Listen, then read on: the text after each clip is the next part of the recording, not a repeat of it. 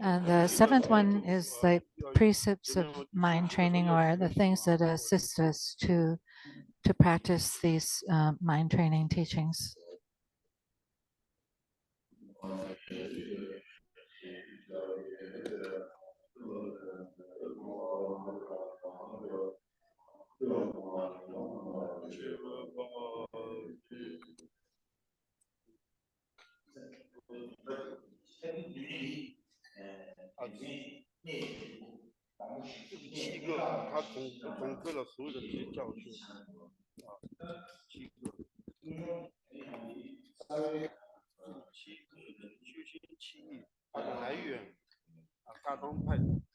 So the source of the 7-point mind training is from the Kadamba tradition, from Jowa Atisha and Serlingpa and Geshe Putoa.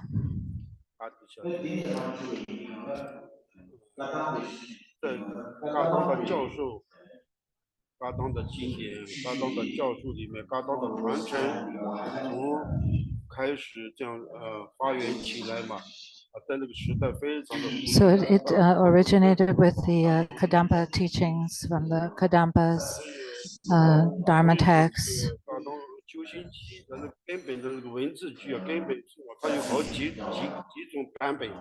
So there are quite a few different texts on the 7-point mind training.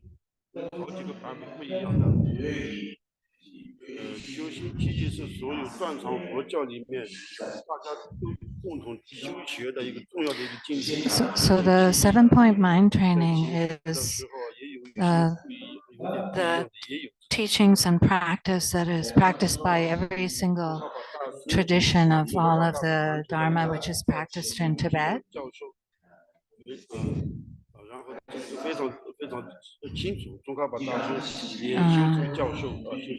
From Tsongkhapa, we receive very clear teachings on the 7-point mind training.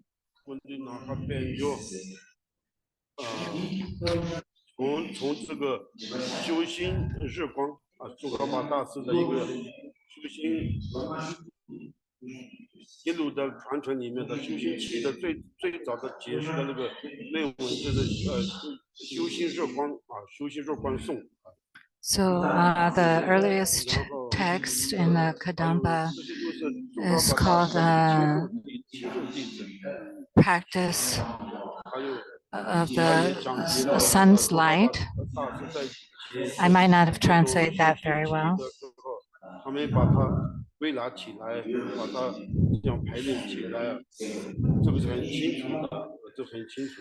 Later, it was formulated into a clear and concise text.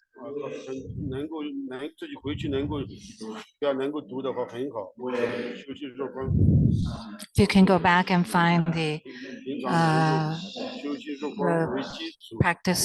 sunlight practice text and read that, and it would be very good for you.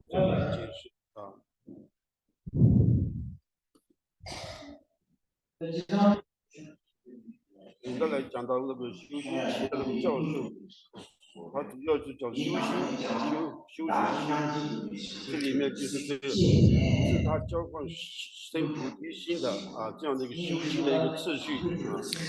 the 7-point mind training is basically a way of training the mind, exchanging oneself for others.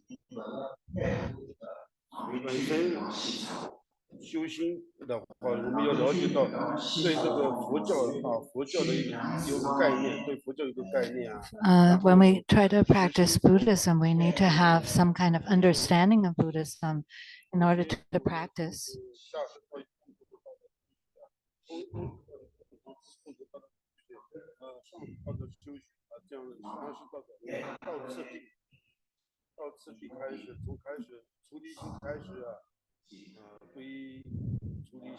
So we need to practice from taking refuge and giving rise to bodhicitta, and then having a systematic way to practice.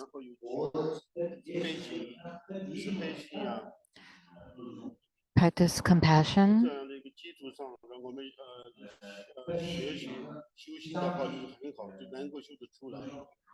And have a basic understanding, then we'll be in a basic formula on how to practice, then we'll be able to practice well. So a Buddhist practitioner has two motivations. One is for them to attain enlightenment themselves, and one is to bring all other beings to enlightenment.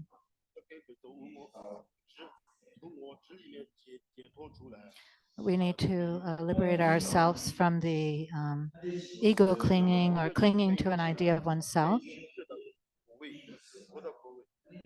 and attain the state of Buddhahood by eliminating all sources of suffering and accumulate all of the accumulations of body, speech, and mind.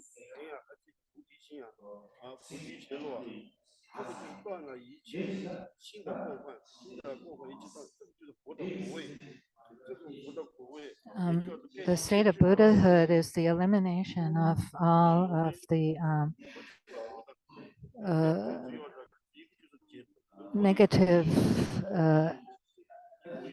negativities or of body, speech, and mind. When we accomplish that, then we have attained Buddhahood.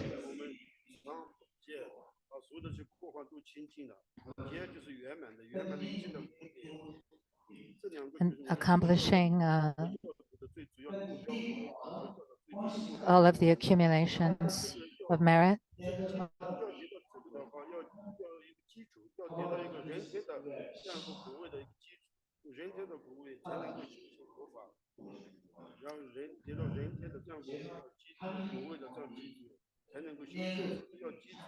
So we need a basic way to practice. We need a fundamental starting point in order for us to be able to practice. So we have to start from the first step on the stairs and go up until we have left the ocean of suffering.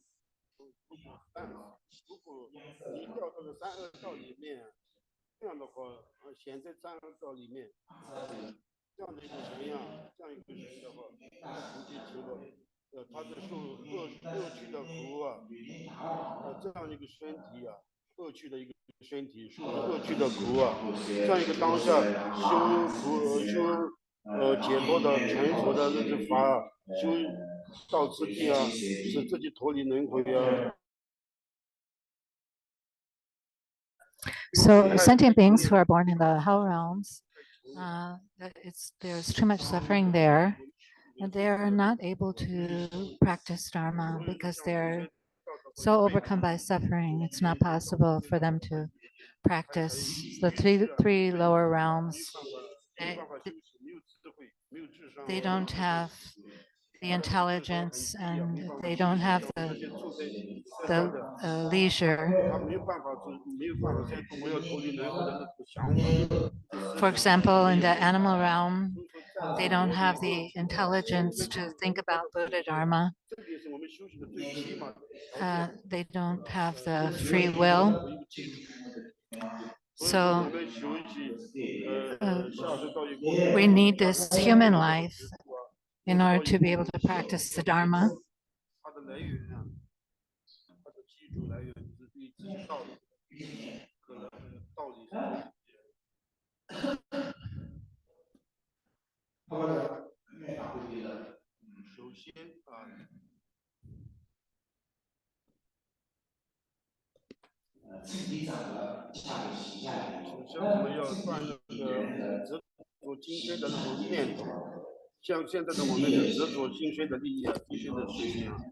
So the first thing we have to do is break our attachment to ourselves, break the or put an end to the clinging to oneself.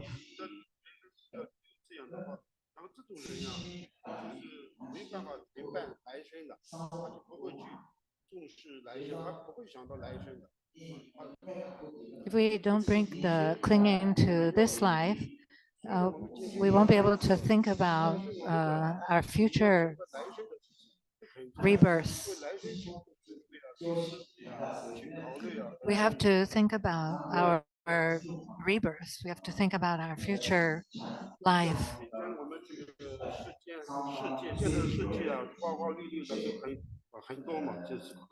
These days, life is so full of things that are colorful and attract our attention.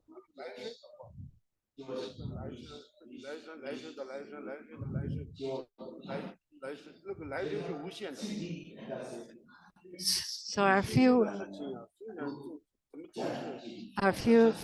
lives, our future rebirths are limitless.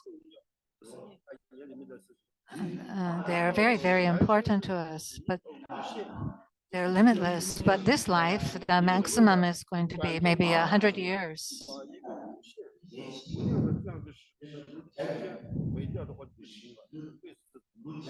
So for the sake of only this like 100 years of life that we have right now, enjoying this life, so we destroy our countless future rebirths. It's not worth it.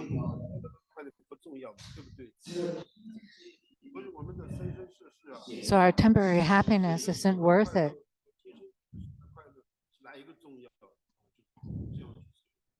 So we have to think, is it more important to enjoy myself in this life, or are my future lives more important?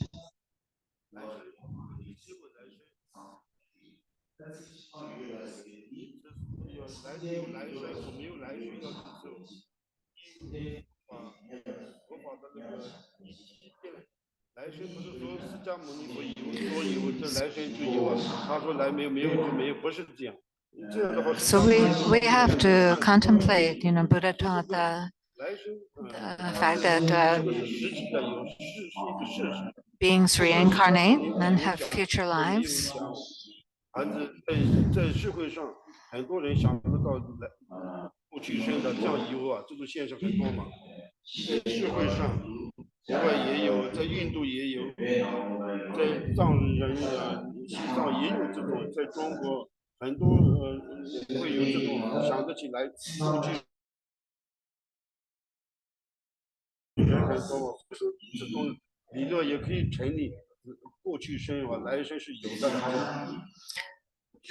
Because many people around the world in different countries, there have been many examples of people who could remember their past lives.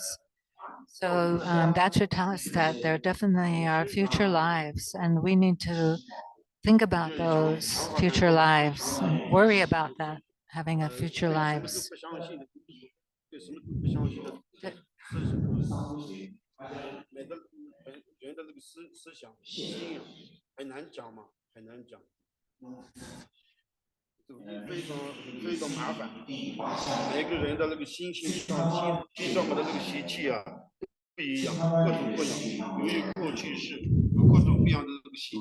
So there are many different kinds of people in different countries around the world with the different ways of thinking and different habits, different ways of behavior.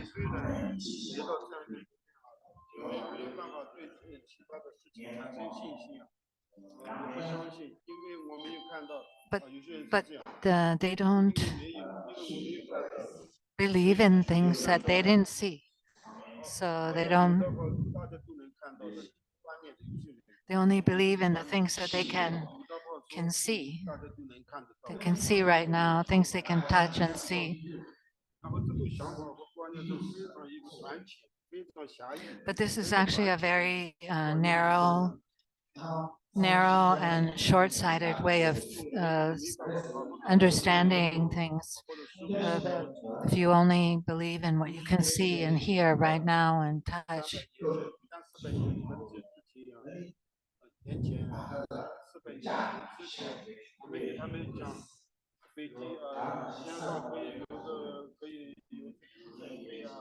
For example, if 300 years ago you told people that in the future there will be airplanes that could fly in the sky,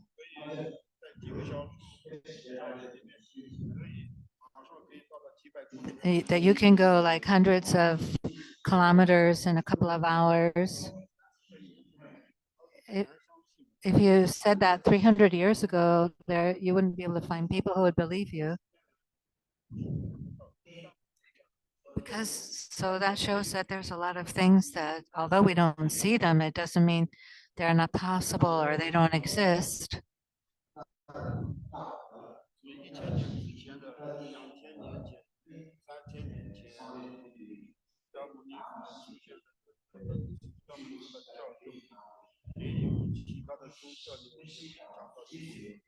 So 3,000, 2,500, 3,000 years ago when Sakyamuni Buddha came to this earth, there were many, many different religions.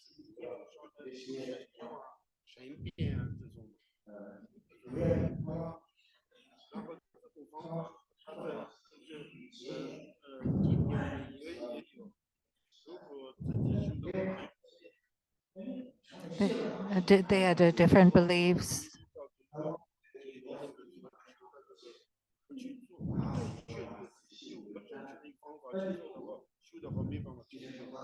But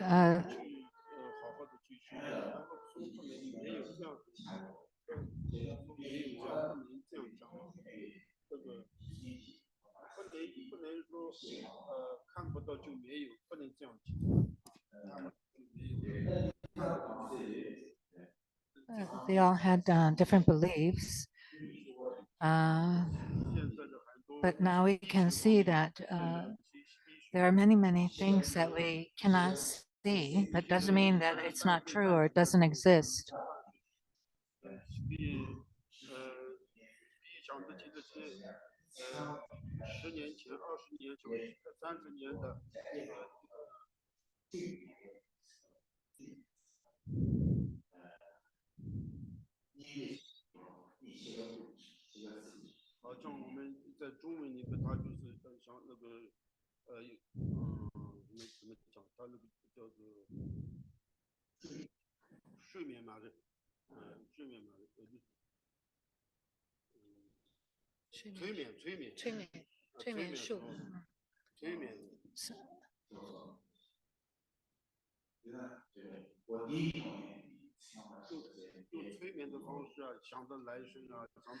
Some people go through hypnosis to remember their past lives.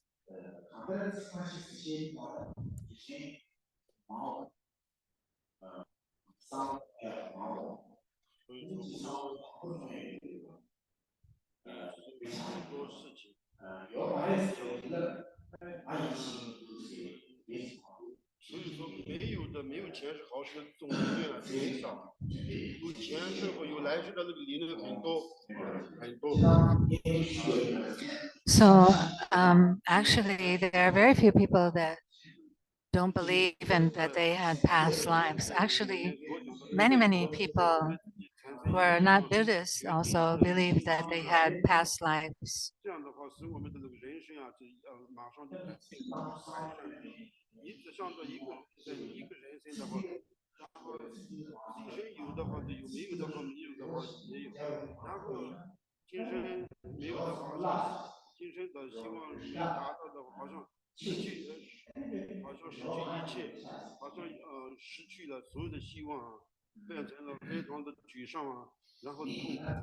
So if someone just believes that they only have this life and no future life, they might lose hope, become depressed. But actually, our future lives are limitless. They're uncountable, never ending.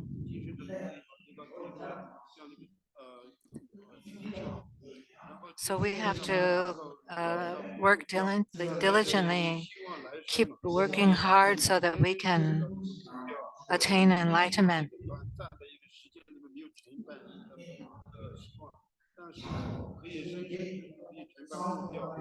So every life we can work to accomplish enlightenment, attain enlightenment, then we don't have to be depressed or unhappy. We can have a very open mind. We won't become narrow-minded.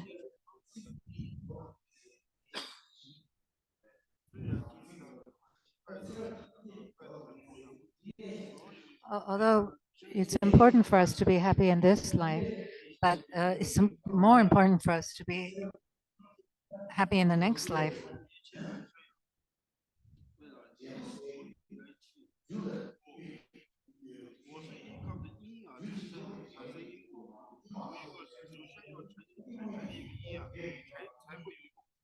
So all results come from a cause. If there are no causes, we won't have any results. There's no result that doesn't have a cause. So a good cause, a positive cause will have a good or positive result.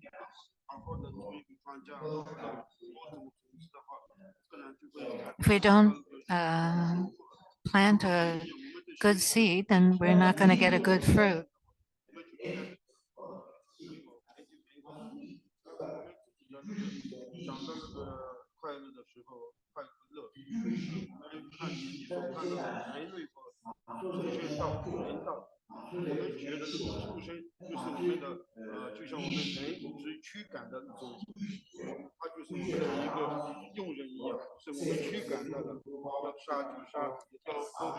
For example, if you talk about animal realms, it's actually it's like they're slave of human beings.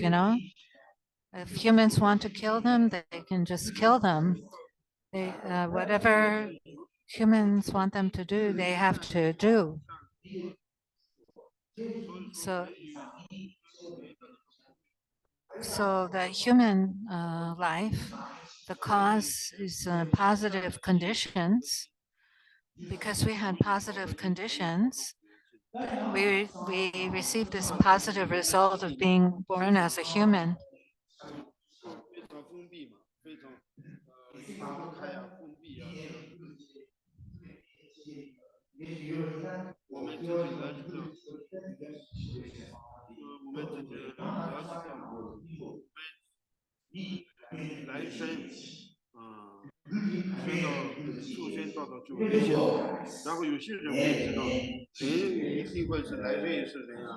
So many people think that they're definitely going to be born as a human in their next life. But that's not how it is. If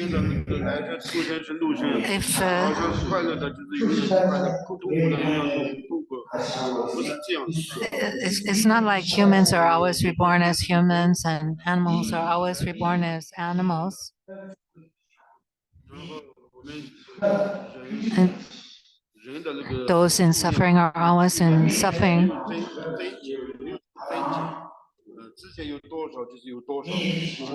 So there's like no limit to say, oh, there's always going to be this many animals or always going to be this many humans.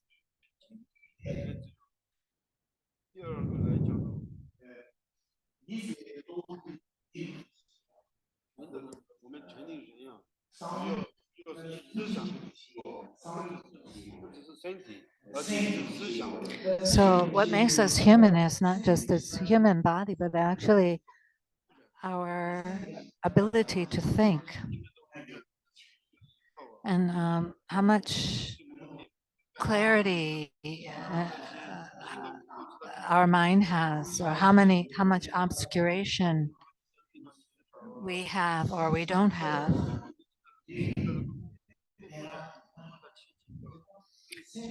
So when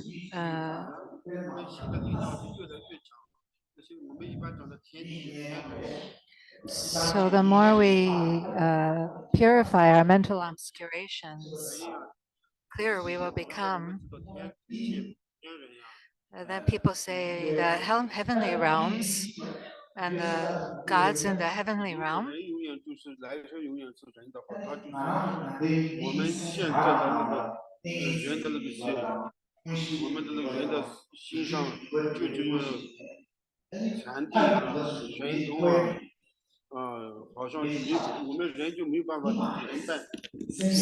So if in every life we are only ever born as human beings, then we would never be able to accomplish the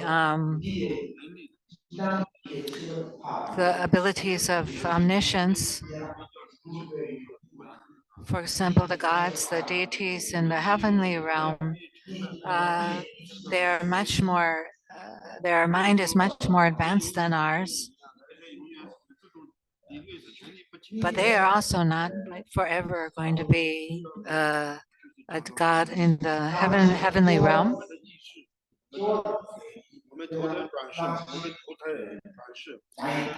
So when we take a rebirth, after we've died and we take a rebirth, our consciousness takes birth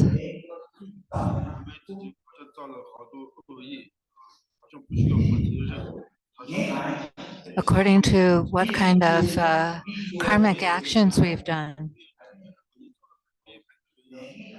So it's not possible for someone who, as a human being in this life, but has committed a lot of evil deeds, to be reborn.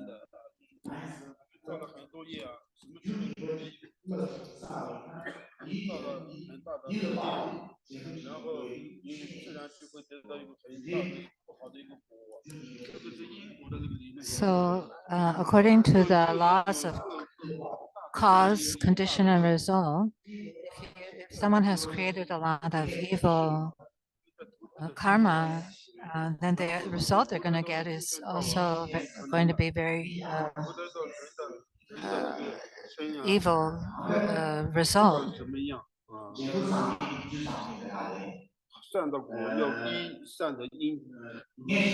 So a good result, a beneficial result, has to have a beneficial cause.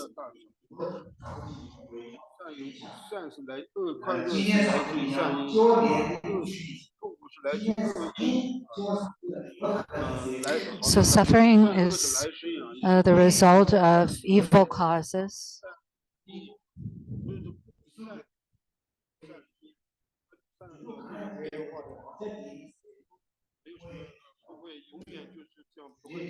And good results or happiness is the result of benevolent causes or good causes. So that shows that it's always changing. You're not going to be able to just take rebirth as what you are now, because the causes are changing all the time.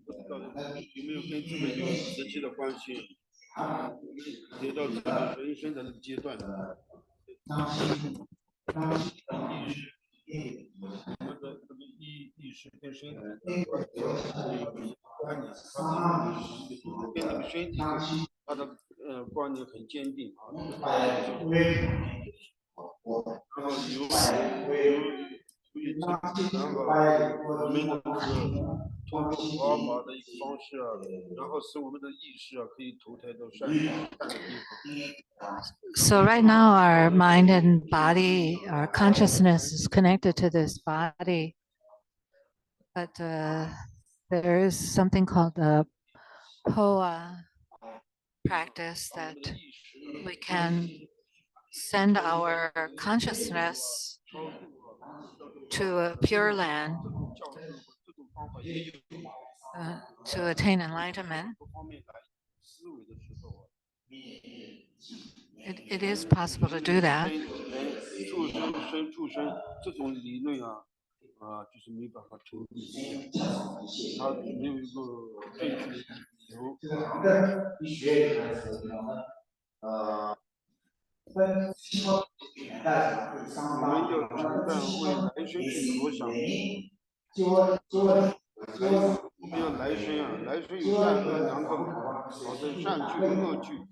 So we have to be concerned about our future rebirths. We have to know that our future rebirths are based on the causes and conditions that we're creating now.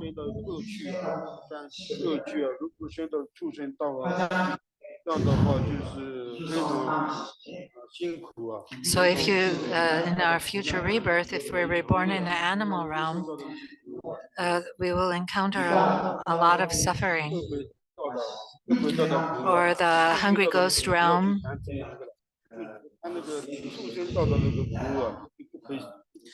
it's all suffering.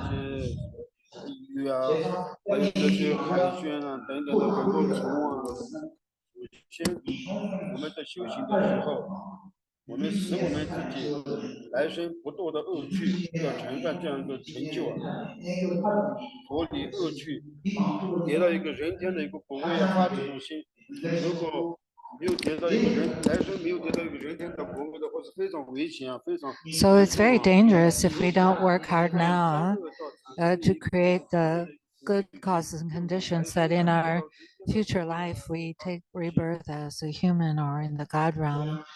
Because if we take rebirth in the lower realms, we will encounter endless suffering, terrible suffering.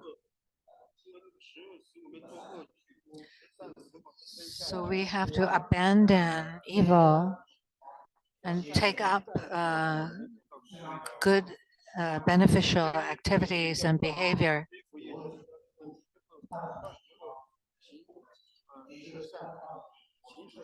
Abandon evil and engage in good and beneficial practices, positive activity, beneficial for sentient beings.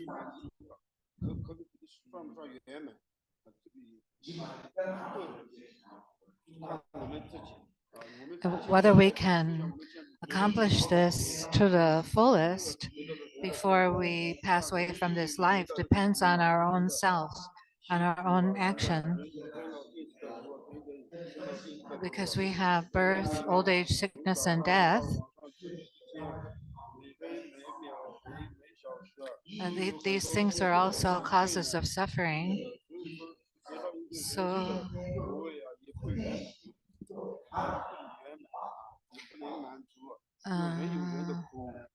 so every moment is changing. We're getting older every moment, and within the human life, there's birth, old age, sickness, and death. So there's a lot of suffering within that. So it's actually becomes very easy for us to create a lot of negative karma as a human being.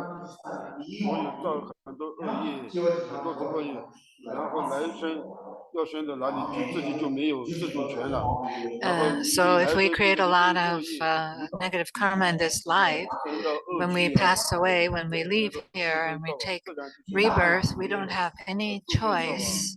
We can't choose where we're going to be reborn. It's because it's totally dependent on the positive causes that we create now.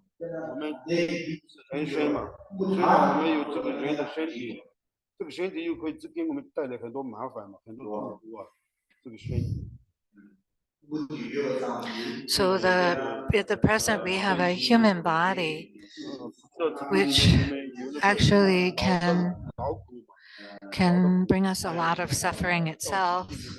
old age, illness, from this human body. So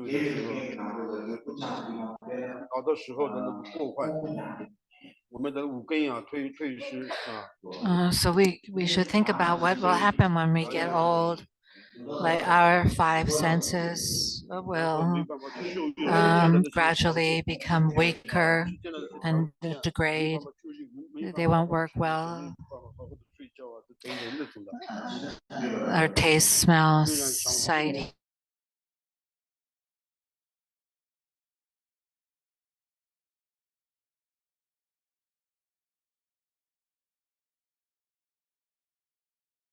have things you eat you can't digest.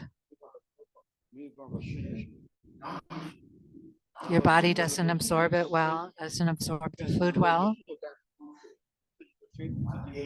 So your body eventually becomes sort of like a burden to you. You can't really even sit comfortably, can't stand up easily. You have to like lean on other outside supports. You have to put a lot of effort just to stand up.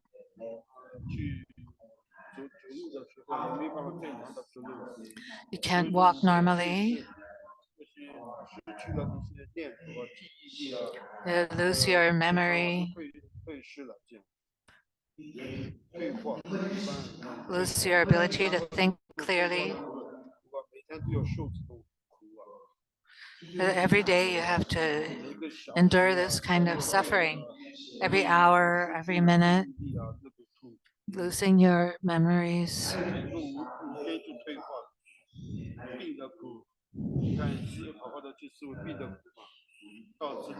Your whole body starts to collapse. You become weak.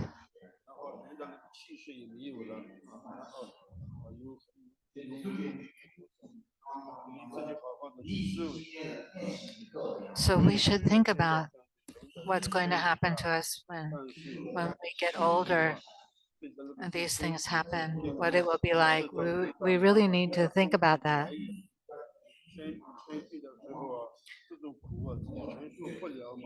When we get sick, we're suffering, we can't take it, we can't stand it.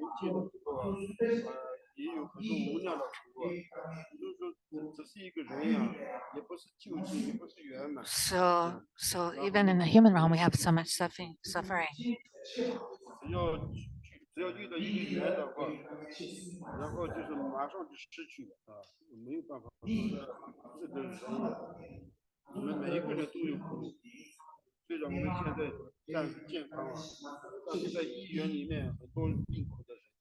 Although we might think we're very healthy right now, but in the hospital, there are many people who are very ill right now.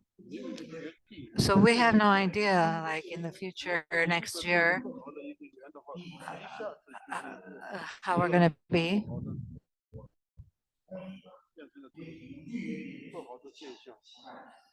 I mean, we could suddenly encounter some very negative situation.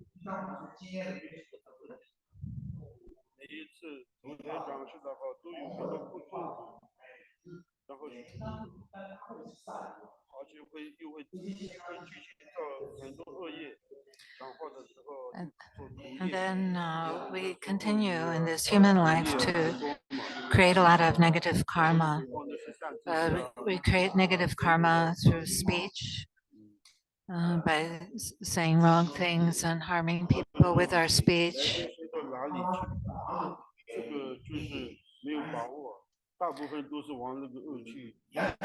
We have really no idea and no control of where we're going to be reborn next. Most people will be reborn in a not pleasant, in a lower realm. So we have to think of the karma, cause, and condition. What does that mean?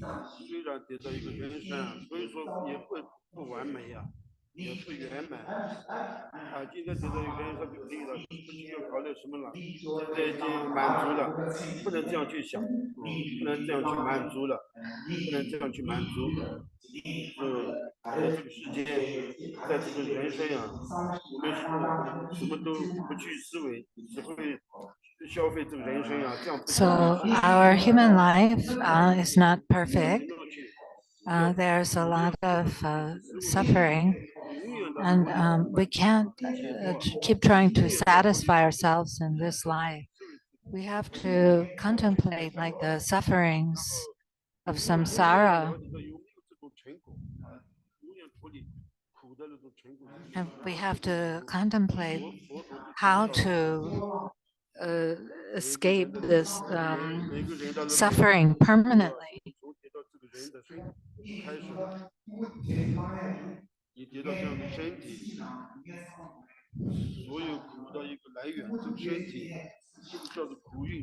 So right now we have this human body, but it's also the source of all kinds of suffering.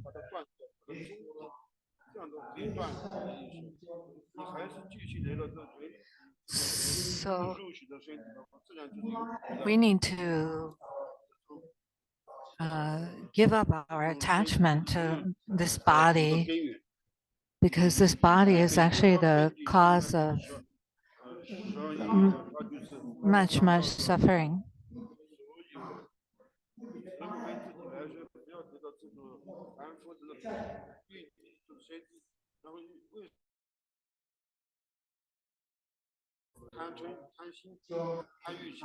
In fact, why do we have this body is because of attachment and desire and ignorance.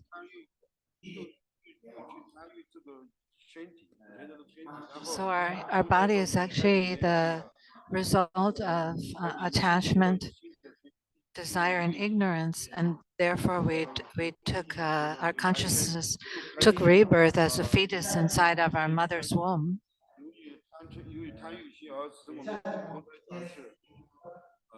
And that's how we took birth.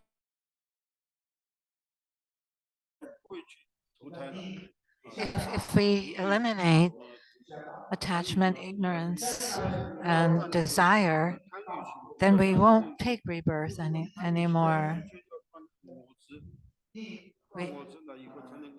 We have to eliminate the attachment to a self.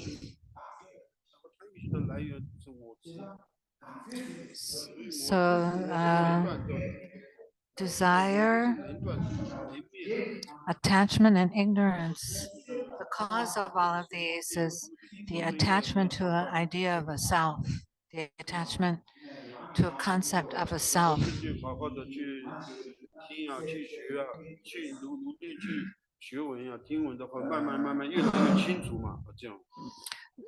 So we should try to spend a lot of effort to listen to Buddhist teachings and then go back and contemplate them. What do they really mean?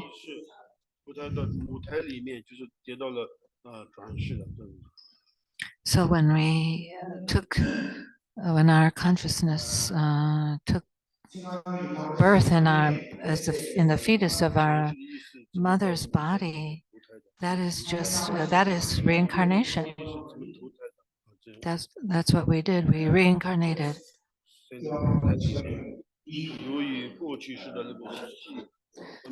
And why we did that was dependent on past karma, cause, and condition in our previous lives.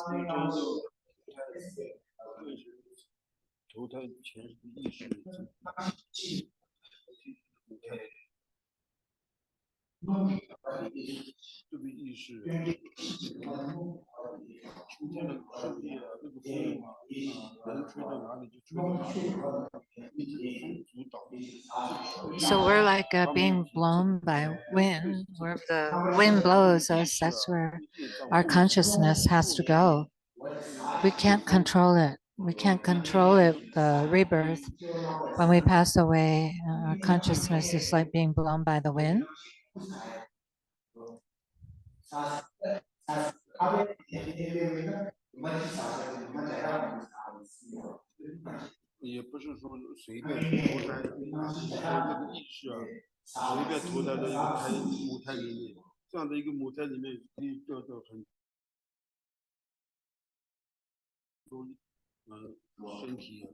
And the consciousness is not like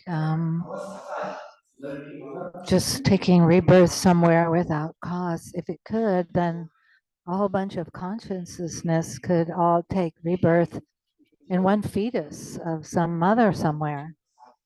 So it's not randomly being reborn. Our consciousness isn't taking random rebirth somewhere.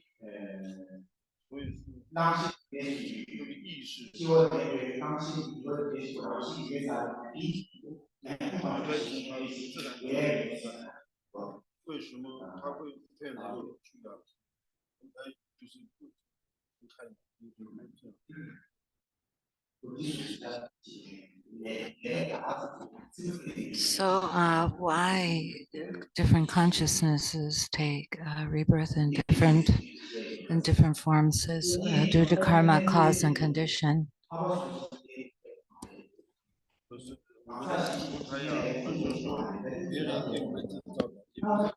This is not something other people can control for us. Like nobody else can help us take rebirth as a human or a god in the god realms.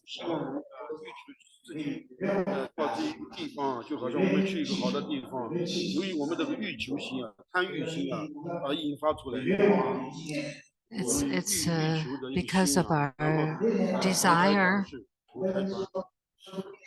and attachment that leads us to take rebirth in a certain place, in a certain form, in a certain fetus.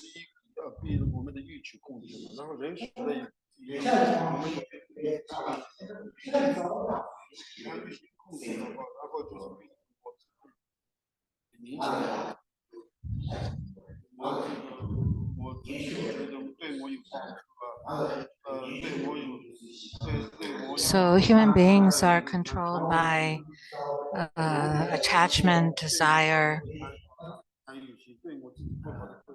and always thinking about, is this have beneficial for me? Is that going to harm me? And so we're controlled by that. We're controlled by attachment and desire and an attachment to ourselves.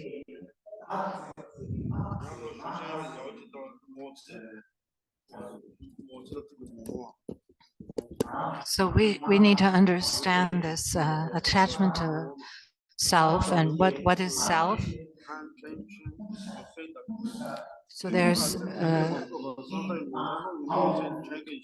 desire, hatred, and ignorance.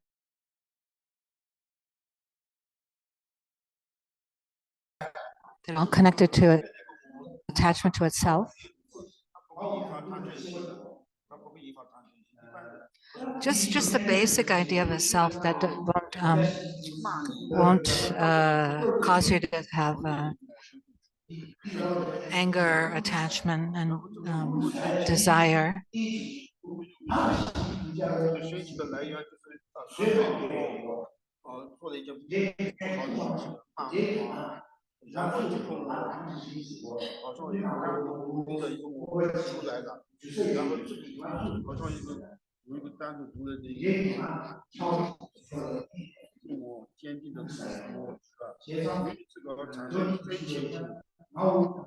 So, but if somebody like scolds you or yells at you, swears at you, then suddenly we give rise to this idea of me, an idea of self through attachment, aversion, and ignorance. But if we try to look for that self, we cannot find like exactly what is myself.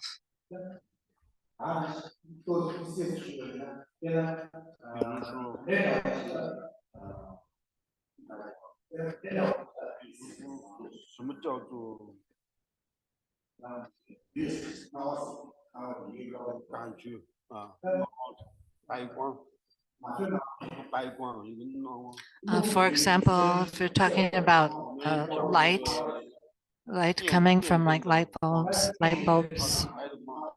from electric light.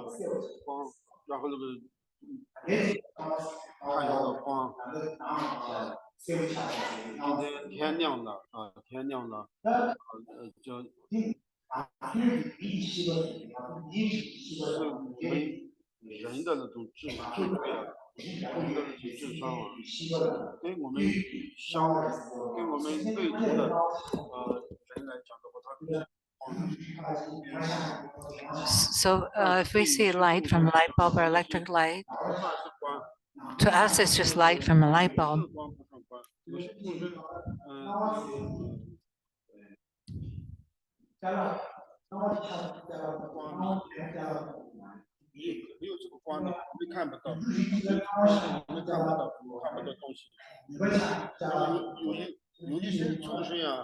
But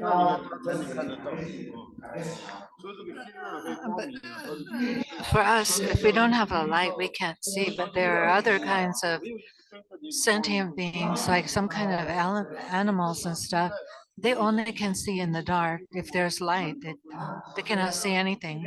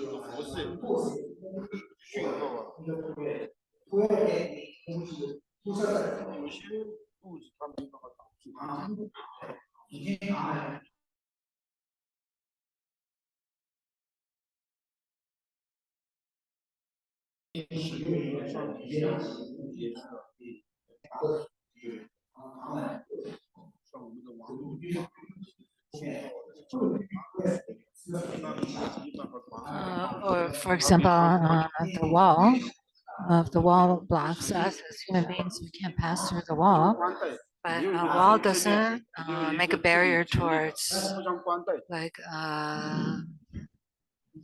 the internet waves or other kind of like waves. So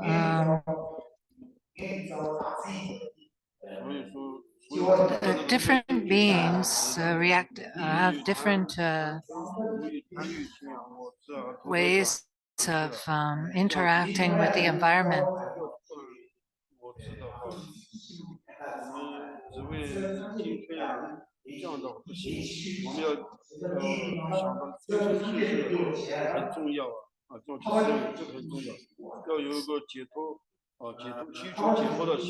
So anyway, the main point is we have to always remember that there are life after life after life, and that is very important.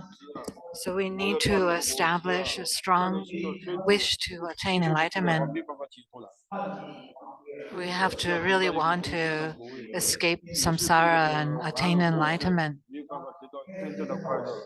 Because because with the as we are now in samsara and attachment to the idea of self, we cannot attain happiness.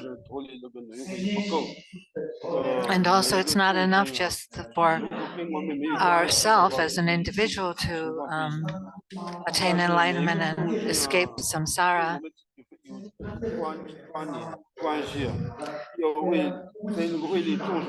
We have to have the wish to help all sentient beings attain enlightenment.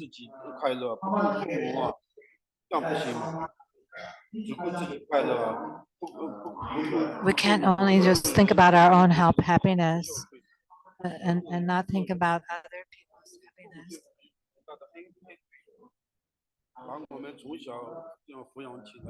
Because other sentient beings are very precious to us. They've helped us to grow up like our parents.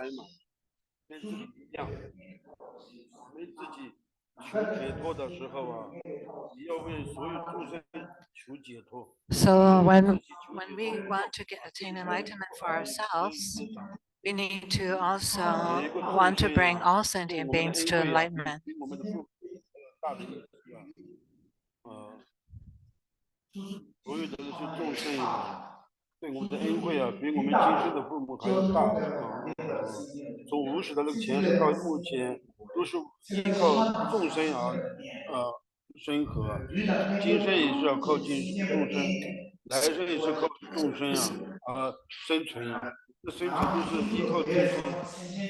So we have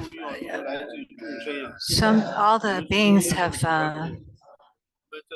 been very kind to us, and we need to repay that kindness by bringing them all to enlightenment.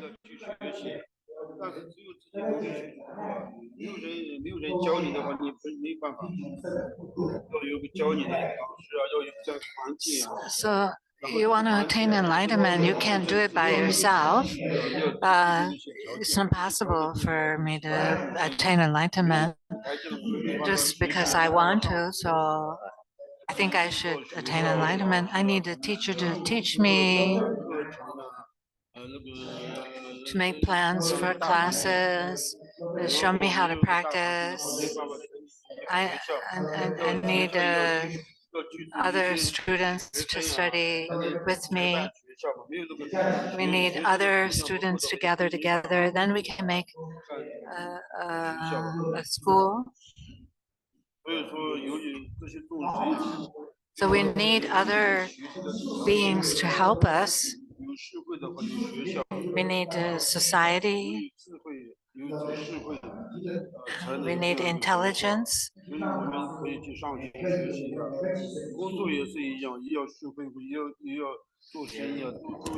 Our work is the same. We also need society. We need company. We need other people. All of our life conditions rely on other people and other beings.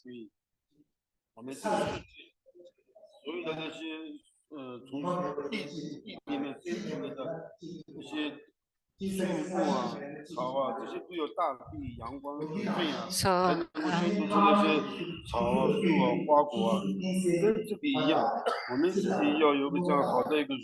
just like flowers and trees and grass need land and sun and rain, we're the same. We need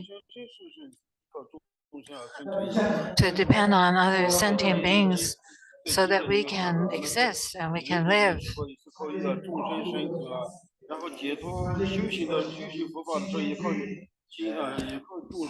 in order to practice Dharma and attain enlightenment,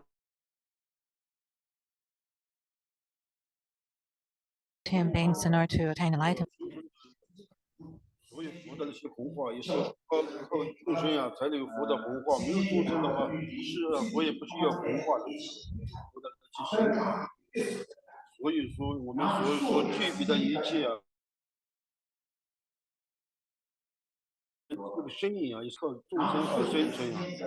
我们这个生命，我们的生命，其他的人关照我们，保护我们。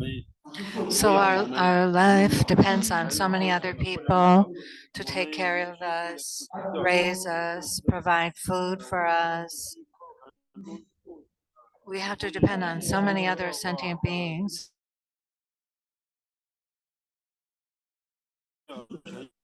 然后其他的去众生啊。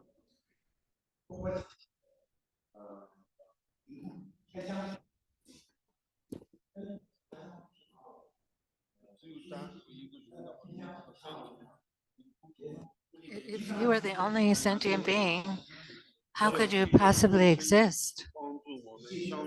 Without the help of other beings, there's no way to exist.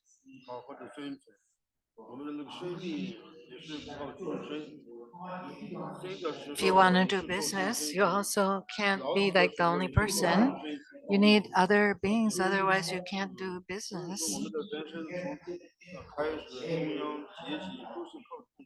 So our whole life, we're always depending on other people.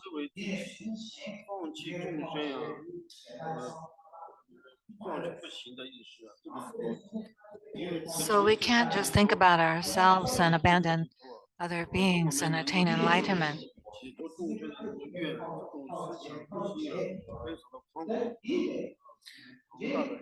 So we need to think that we want to help all sentient beings attain enlightenment, and that will have a very broad and beneficial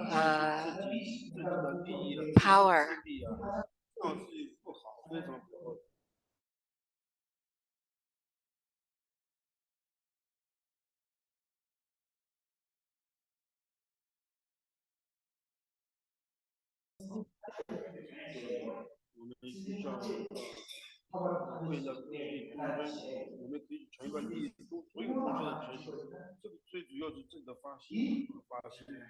So the most important thing is our motivation.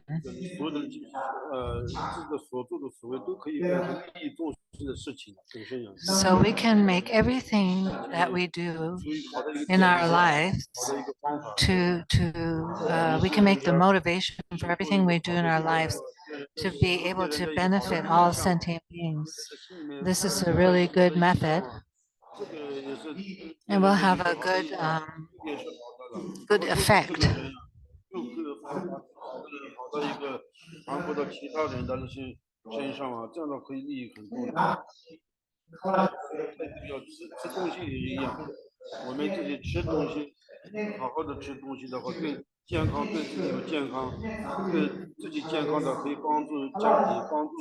Just like, for example, if we eat good, healthy food and we're healthy, then because we're healthy, we have the ability to help out other people.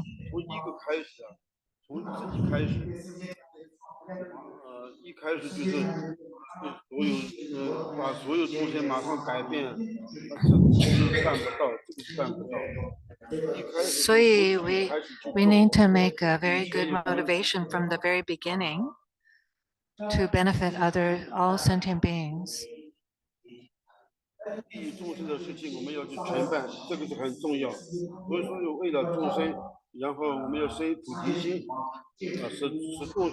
So this is really important to think, everything I do is for the benefit of other sentient beings, for all sentient beings, and then give rise to bodhicitta, which is the wish to attain enlightenment, to bring all sentient beings to attain enlightenment and eliminate all of their suffering.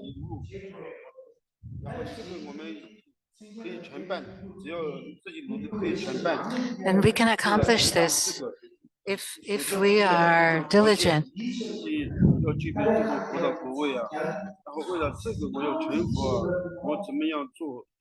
So we need to think, I need to attain enlightenment, I have to become Buddha, so I can eliminate the suffering, help all sentient beings become Buddha, eliminate all their suffering. And how should I go about doing that? What do I need to do to accomplish that?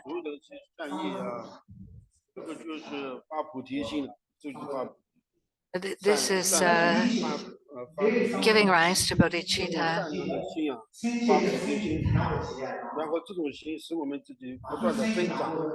And then the more we do this, the more we think like this, then this bodhicitta will keep growing and increasing and increasing. So we have to train our mind, train ourselves in this bodhicitta so that it will increase.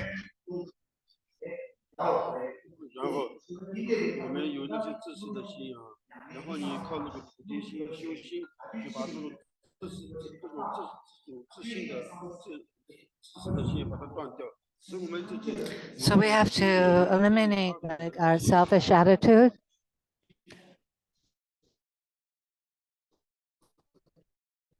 On how to benefit all sentient beings. And that's what this 7-point mind training is about.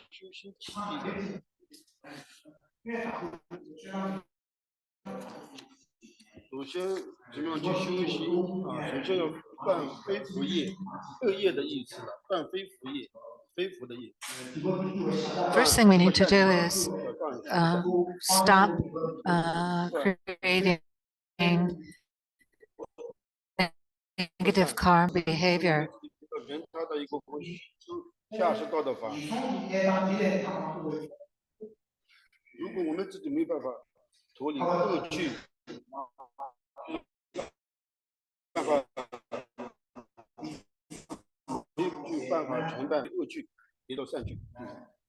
So if we can't remove ourselves from negative behavior, from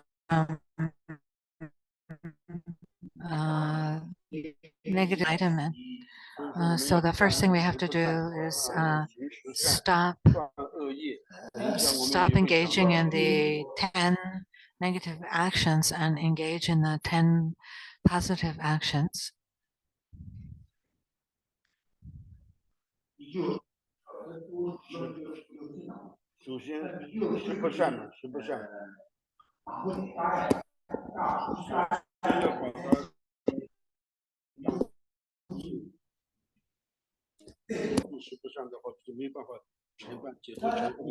If you're not able to stop engaging in the 10 negative actions of body, speech, and mind, then you're not going to be able to attain enlightenment.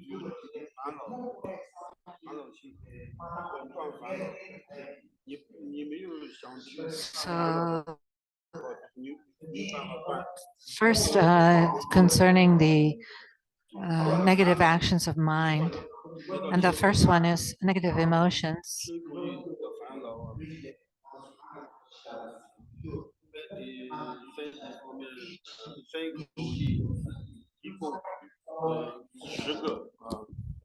So there are 10 negative actions of body, speech, and mind.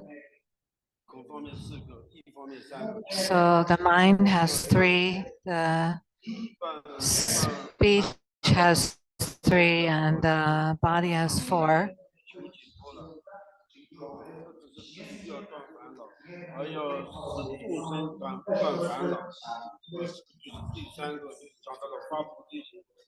So we have to stop engaging in these negative actions and give rise to bodhicitta in order to attain enlightenment.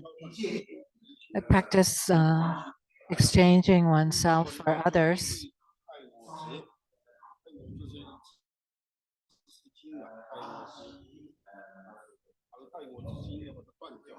We have to stop engaging in attachment to oneself.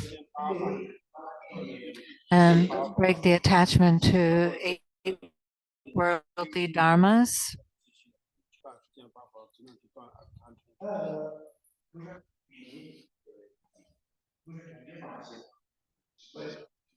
然后我们看这边的法本嘛，这个 So looking at this 7-point mind training text, which here is from Pabonka Rinpoche.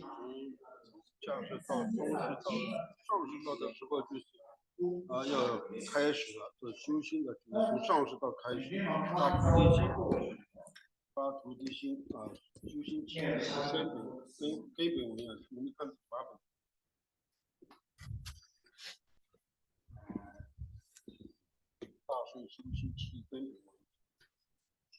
The 7-point mind training text.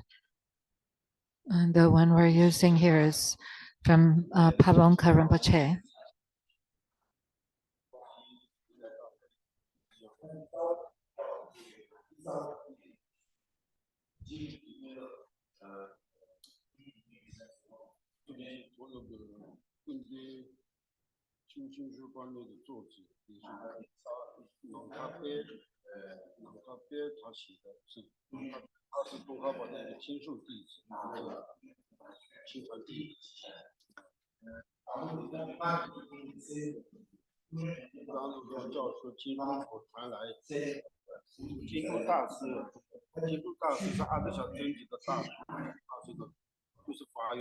So this teaching comes from Serlingpa, who was the teacher of Joel Atisha. The transmission is from Sakyamuni Buddha, transmitted down to Serlingpa and then to Joel Atisha. There are actually many different traditions and ways to practice this.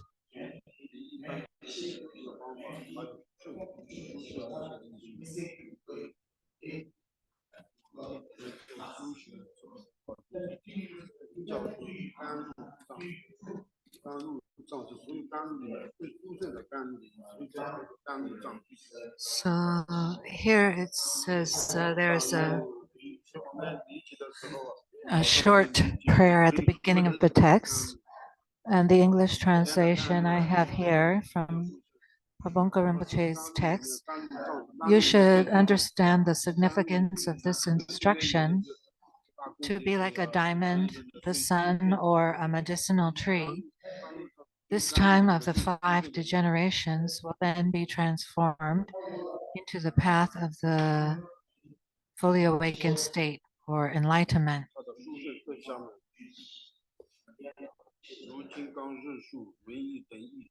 First, there's a homage at the beginning of the text before that, which is homage to the great compassionate one.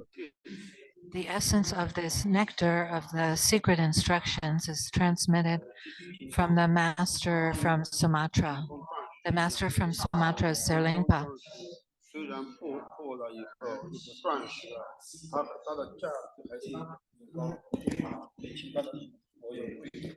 So the significance of these instructions, like a diamond, means that it's extremely precious.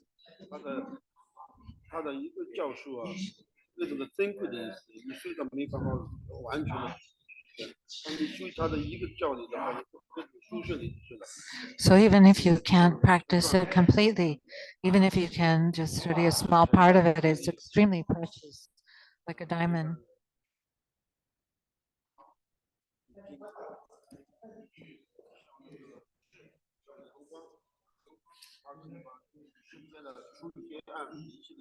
And then it's like the sun because it can illuminate all the darkness of the world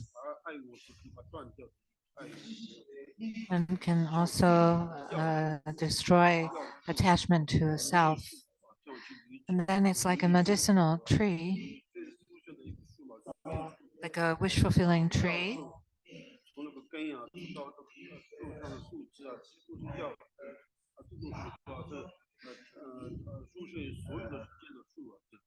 So,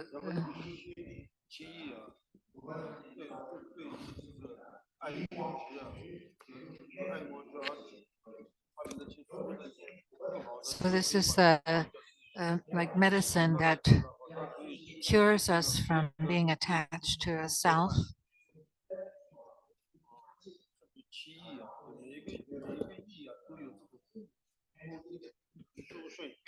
So in the 7-point mind training, each one of the 7 points all has its special merit. Like a moon or a wish fulfilling jewel to help us to turn our mind to the path of Dharma, to the path of enlightenment.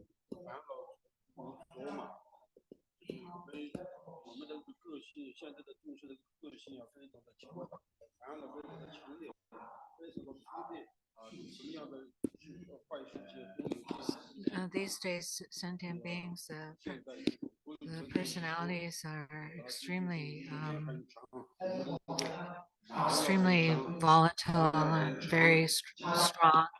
People dare to do all kinds of things. They'll do anything. Wild and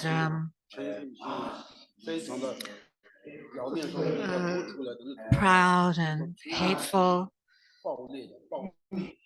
violent, rough, very rough violent behavior.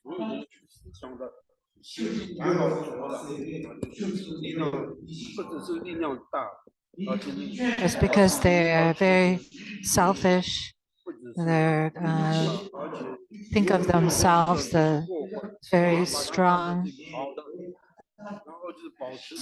attachment to self.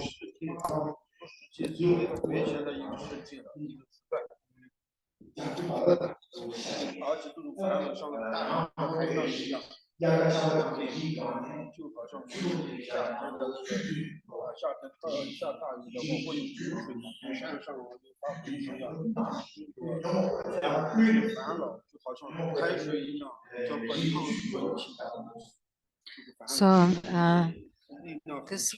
these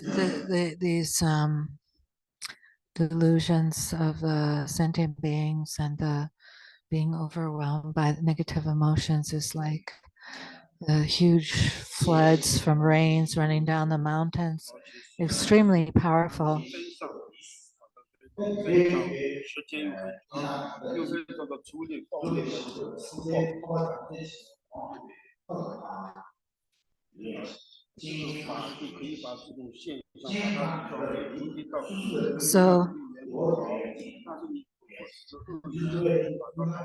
So when we practice the 7-point mind training, we meet these kind of conditions.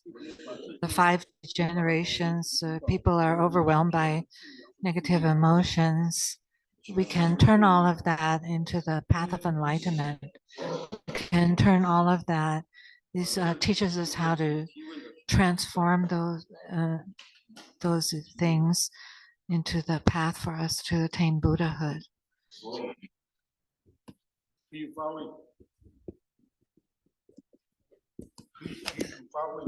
Now people can ask questions who are here.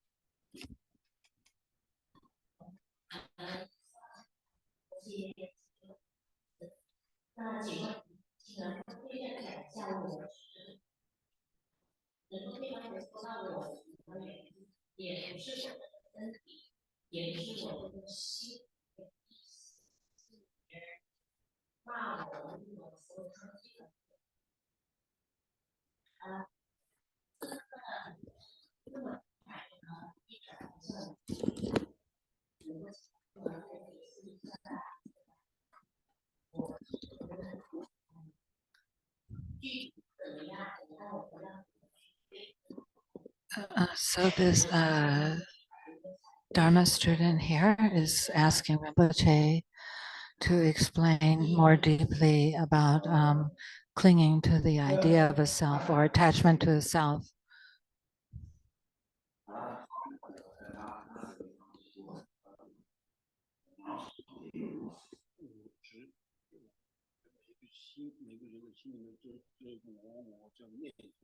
So all sentient beings in their mind, they have this me. It's a thought of me or I.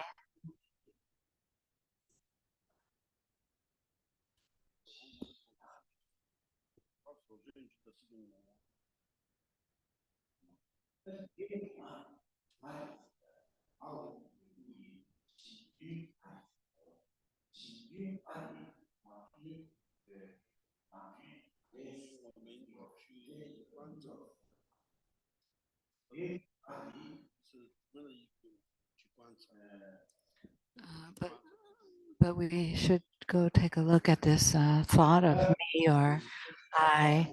We should investigate that. This boss who controls our mind and body to do things. It's like a cheater who makes us do things. Who is this me or self or I?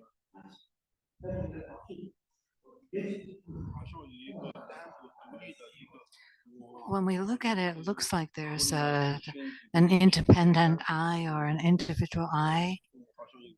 It seems like there's something there that something exists, that I exist. There's a me.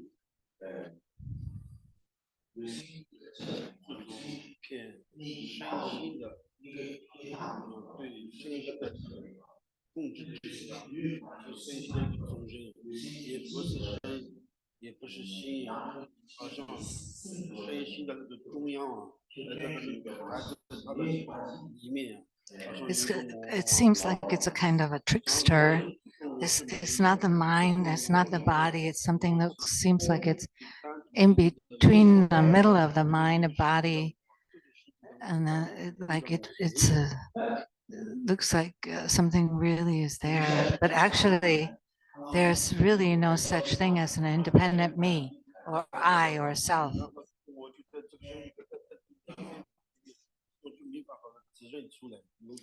Because we can't go and look at the body and find a place and point to it and say, oh, that's the me, that's the I.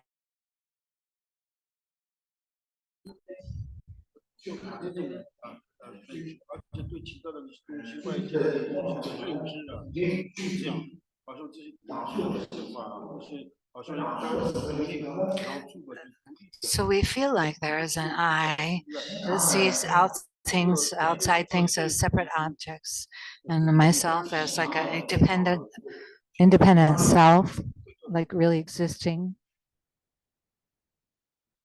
Seems like an independent me really is there. We have this kind of recognition that there's a me, there's an I recognize that, but in actuality, that doesn't exist. It's not there.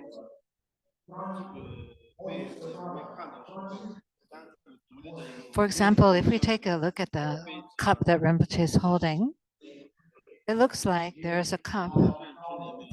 In our recognition, we recognize like a whole cup is right there, an independent object, which is called a cup.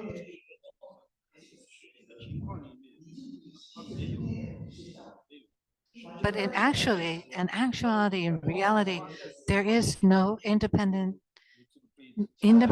existing cup there.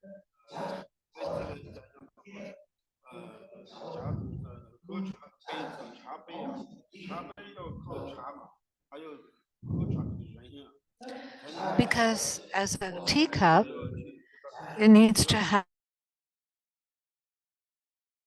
to drink the tea. Otherwise, how does it become a teacup? If there's no person who drinks the tea and there's no tea inside, then how can that become a teacup? So then you can't establish this name. Oh, this is a teacup. If there's no tea inside, if there's never any tea inside and there's never anyone drinking the tea, then this thing can't be called, you can't establish a name of teacup. an independent thing. 倒水可以倒水，可以倒茶。可以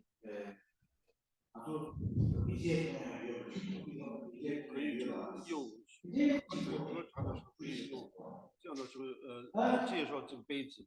然后我就倒水，像什么解释。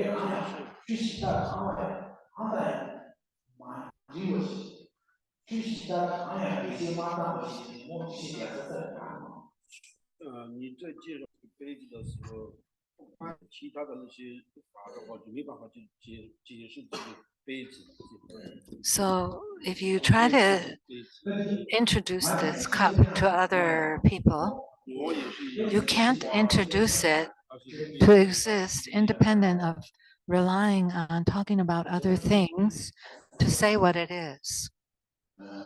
You can't talk about it alone by itself without being interdependent with other things like the tea drinker, the tea inside, or the water inside. 他对我不好，他对伤害我，他怎么样？没有这样一个我产生的这个对我不好，然后自己生气嘛，他对我不好。So, for example, when I think, oh, that person wants to hurt me, they're bad to me, they're trying to be mean to me, they're doing bad things to me, I won't have those thoughts if I don't have this concept of a me, if I don't have a concept of an existing self, of I.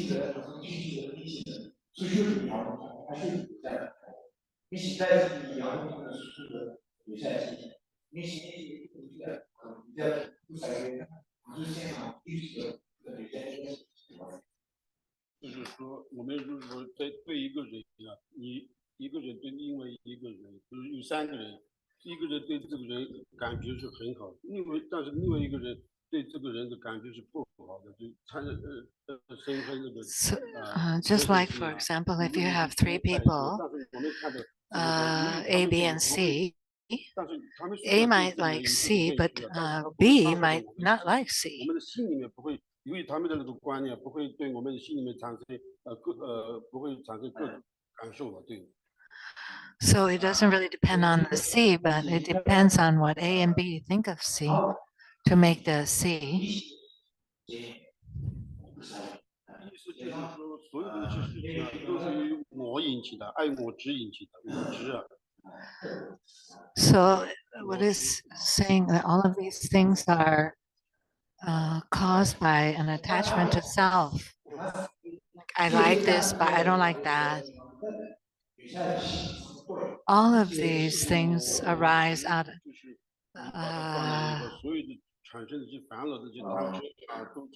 all of these negative emotions. If we didn't have a self, if we were able to get rid of ourself, then there would be no negative emotions like anger, hatred, attachment, desire, ignorance. They all depend on attachment to a self.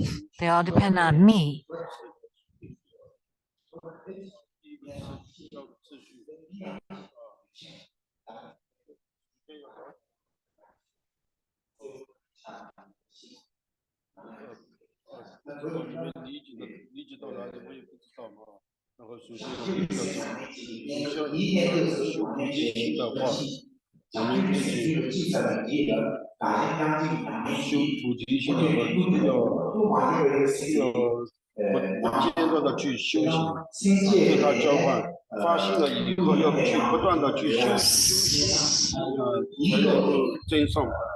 So when we practice bodhicitta, 发心 or 菩萨 we 或者 practice 是 these 自己 teachings 自 and 己修的。 总的来讲的 uh, 话， practice this path to enlightenment, we have to 这一个问题就好了。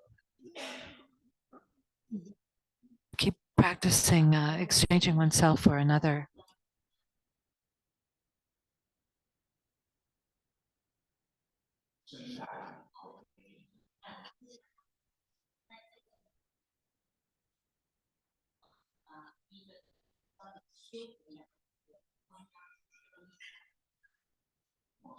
Boy, my team.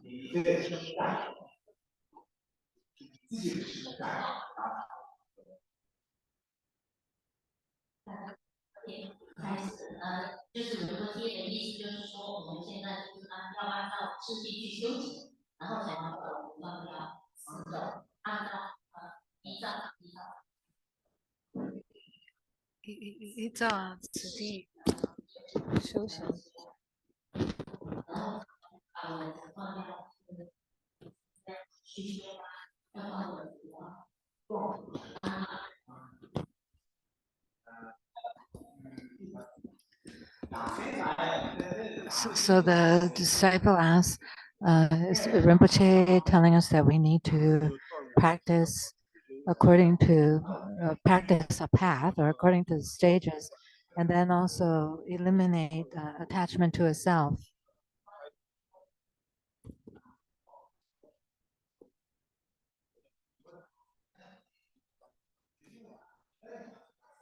So Rinpoche is saying that when we attain enlightenment, that means we have eliminated any attachment to a self.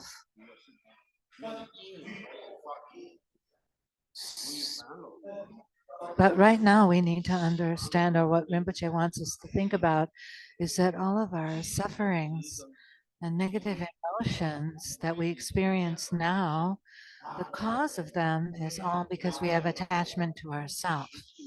So our suffering is caused by attachment to the idea of a self, by a mistaken recognition of a self that doesn't exist. We give rise to negative emotions.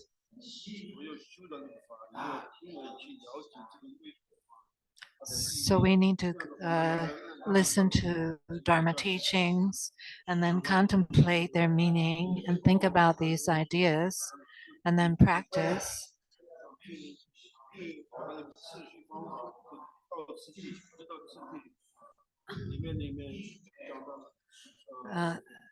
And then practice.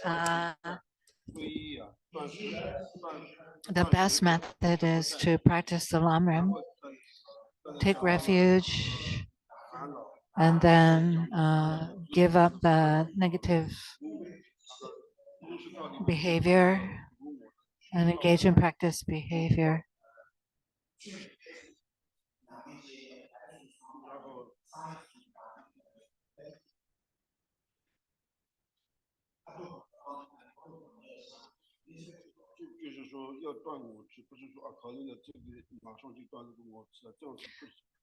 So we have to practice in order to be able to give up attachment to the self. It's not just like we understand this concept and think about it and then we can immediately give up.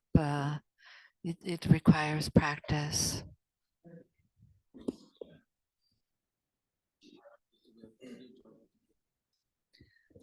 So today, Rinpoche's finished teaching.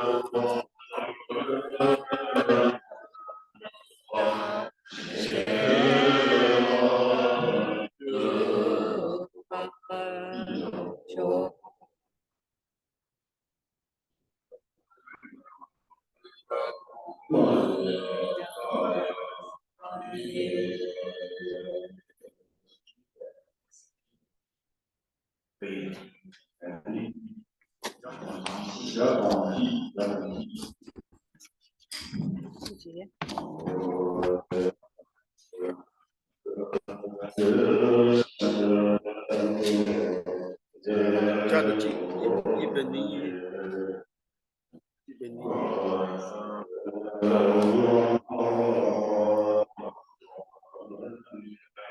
黄氏的法本101，这黄氏的法本101。